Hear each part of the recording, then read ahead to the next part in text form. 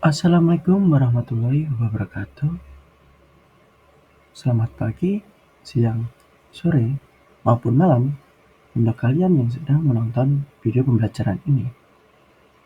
Baik, pada kesempatan ini saya akan memberikan materi tentang rangkaian listrik bolak-balik fisika kelas 12. Oke, namun sebelum kita memasuki materi kita pada hari ini, pernahkah kalian melihat alat ini?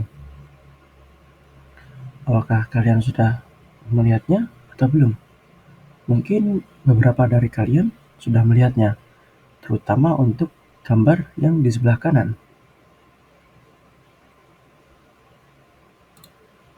Baik, jadi alat ini merupakan osiloskop. Ya, benar. Ini adalah osiloskop. Osiloskop adalah alat ukur elektronika yang fungsinya memproyeksikan bentuk sinyal listrik agar dapat dilihat dan dipelajari. Grafik biasanya ditampilkan dalam bentuk gelombang sinusoidal, seperti pada gambar di samping kanan, untuk gambar gelombang sinusoidal. Oke, jadi kalian udah paham ya, alat tadi itu adalah osiloskop. Oke, memasuki materi yang pertama, yaitu rangkaian resistif.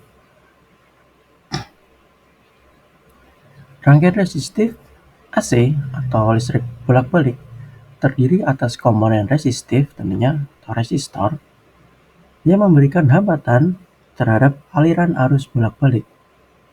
Nilai tekanan maksimum dan arus minimum, arus maksimum akan berada dalam waktu yang bersamaan, seperti gambar berikut. Jadi untuk nilai V maksimum dan I maksimum atau arus maksimum, mereka akan berada pada waktu yang bersamaan. Seperti bisa dilihat pada gambar kiri, dia akan mencapai nilai titik puncak sekitar kita misalkan 1 second. Jadi V maksimum dan I maksimum mereka akan mencapai titik puncak sekitar 1 second. Ini kita misalkan ya tadi. Baik, untuk rumus dari I atau kuat arus yaitu adalah V maksimum sin omega T per R. Yaitu akan sama dengan I maksimum sin omega T. Selanjutnya I maksimum itu sama dengan V maksimum per R. Atau dapat kita katakan V maksimum sama dengan I maksimum kali R. Terakhir untuk I efektifnya yaitu V efektif per R. Atau dapat kita katakan V efektif sama dengan I efektif dikali R. Memasuki rangkaian selanjutnya, yaitu rangkaian induktif. Rangkaian induktif AC atau bolak-balik mencakup komponen induktor menyebabkan timbulnya reaktansi induktif atau XL. Nilai tekanan akan mendahului arus atau dapat dikatakan grafik V akan bergeser ke kiri, atau dengan kata lain arus terlambat terhadap V. Maka grafik I akan bergeser ke kanan, seperti pada gambar berikut. Untuk gambar yang sebelah kiri. Jadi, V maksimum dia akan bergeser ke arah kiri dari posisi semula. Misalkan kita asumsikan ini V maksimum dia akan mencapai titik puncak sekitar 0,5 second. Sedangkan kuat arus akan mencapai nilai maksimum atau titik puncak pada waktu 1 second. Nah, untuk rumusnya sendiri yaitu V sama dengan V maksimum sin omega T plus pi per 2. Dimana V maksimum yaitu sama dengan XL atau reaktansi induktif tadi dikalikan I maksimum. Atau VL sama dengan XL atau reaktansi induktif dikali I atau kuat arus. Nah, ini dia perbedaan untuk rangkaian induktif dan rangkaian resistif.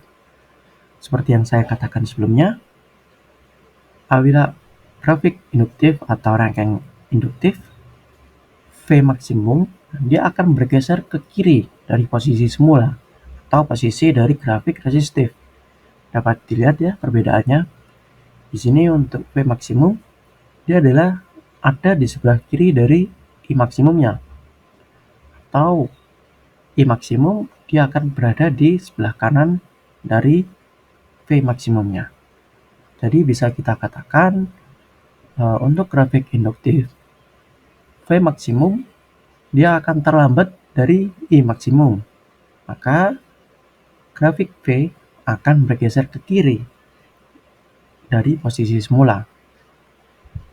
Atau dengan kata lain, apabila kita asumsikan dengan grafik I, maka dapat kita berikan penjelasan sebagai grafik I akan terlambat oleh grafik V. Maka dapat kita sebut grafik I dia akan bergeser ke sebelah kanan dari posisi semula.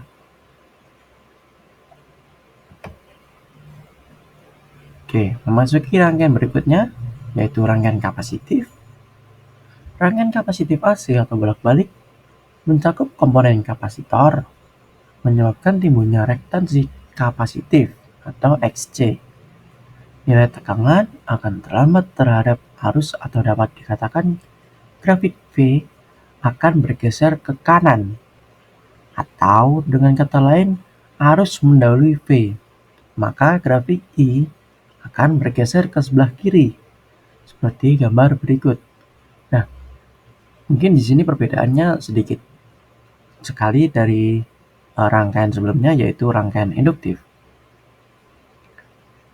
Jadi untuk perbedaannya yaitu posisi atau letak dari grafiknya sendiri. Mau kita katakan grafik I ataupun V. Di sini kita gambarkan atau ilustrasikan yaitu perbedaannya terletak pada grafik I atau kuat arus. Nah, di sini terlihat ya untuk kuat arus dia akan bergeser ke kiri dari posisi semula. Sedangkan untuk grafik induktif sendiri, mari kita lihat. Nah, di sini. Ini untuk grafik induktif. Posisi I atau posisi grafik kuat arus, dia adalah di sebelah kanan posisi V.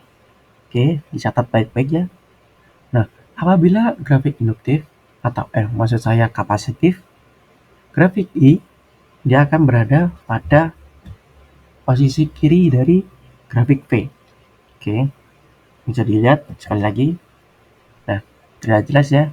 Untuk I dari induktif dia adalah di sebelah kanan dari V, sedangkan untuk kapasitif, untuk I-nya adalah di sebelah kiri atau mendahului. Maka dapat kita rumuskan sebagai V sama dengan V maksimum sin omega T minus Pi per 2. Oke, perbedaan dari induktif tadi, untuk rumus dari induktif sendiri adalah V sama dengan Vm sin omega T plus Pi per 2.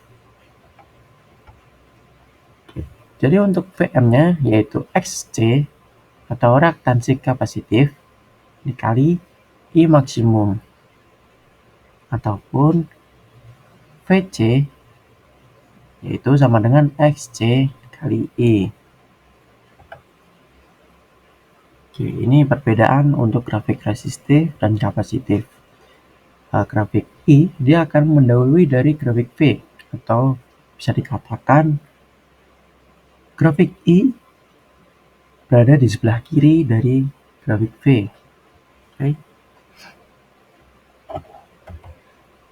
Oke, kita simpulkan bersama-sama. Maka untuk rangkaian resistif, nilai tegangan maksimum dan arus maksimum akan berada dalam waktu yang bersamaan. Sedangkan rangkaian induktif, nilai tegangan akan mendahului arus atau dapat dapat dikatakan grafik V akan bergeser ke sebelah kiri. Selanjutnya, untuk rangkaian kapasitif sendiri, nilai tegangan akan terlambat terhadap arus, atau dapat dikatakan grafik V akan bergeser ke sebelah kanan. Oke, di sini saya mempunyai contoh soal mana nomor 1, sebuah sumber arus sinusoidal AC memiliki frekuensi sudut 100 rad per second dan mempunyai arus maksimum sebesar 10 miliampere. Maka arus yang terjadi pada selang waktu pi per 600 second adalah diketahui omega yaitu 100 rad per second, I maksimum 10 miliampere, dan T sama dengan pi per 600. Ditanya yaitu arus saat T sama dengan pi per 600 second. Maka kita rumuskan dulu I yaitu I maksimum sin omega T. Kita substitusikan I maksimum yaitu 10 miliampere sin 100 dengan omeganya tadi 100 dan T-nya adalah pi per 600 ya. Tadi I sama dengan 10 sin 100 dikalikan pi per 600. Maka didapatkan I sama dengan 10 sin pi per 6. Oke. Atau pi per 6 yaitu 180 per 6 yaitu 30 ya. Maka sin 30 yaitu setengah. Oke. I sama dengan 10 dikalikan setengah. Dapatkan nilainya adalah 5 miliampere. Jadi kuat arus yang mengalir pada rangkaian ketika waktu saat pi per 600 second yaitu sekitar 5 miliampere. Oke, selanjutnya sebuah hambatan sebesar 50 ohmega atau ohm dihubungkan dengan sumber tegangan AC atau bolak-balik yang mempunyai persamaan V sama dengan 200 sin dalam kurung 200 T. Kuat arus rata-rata yang mengalir pada rangkaian tersebut adalah, mari kita bahas. Oke, diketahui R atau hambatan yaitu 50 ohm dengan V yaitu 200 sin dalam kurung 200 T dan satuan volt ya. Yang ditanyakan adalah I efektif. Maka kita tentukan dulu untuk V itu sama dengan 200 sin dalam kurung 200 T. Nah, dalam perumusannya yaitu V itu sama dengan V maksimum sin omega T. Maka apabila kita samakan dengan yang diketahui yaitu V sama dengan 200 sin dalam kurung 200 T, didapatkan V maksimum yaitu 200 volt dan omega yaitu 200. Oke, selanjutnya kita bahas dulu untuk V efektif, yaitu dengan rumus V maksimum per akar 2, di mana V maksimum tadi udah kita dapatkan yaitu 200. Maka V efektifnya yaitu 200 per akar 2, yaitu hasil akhirnya sekitar 141,4 volt. Nah, step terakhir atau langkah terakhir yaitu kita masukkan dengan rumus V efektif sama dengan I efektif dikalikan R atau hambatan, di mana I efektif dapat kita tuliskan yaitu I efektif sama dengan V efektif per R. Kita substitusikan V efektif yaitu 141,4 dan hambatannya 50. Sehingga kita dapatkan I efektifnya yaitu sekitar 2,828 ampere. Sekian untuk video pembelajaran pada kesempatan kali ini, yaitu pada materi listrik atau listrik bolak-balik subbab rangkaian listrik bolak-balik. Kurang lebihnya saya mohon maaf. Wabillahi taufiq wal hidayah. Wassalamualaikum warahmatullahi wabarakatuh.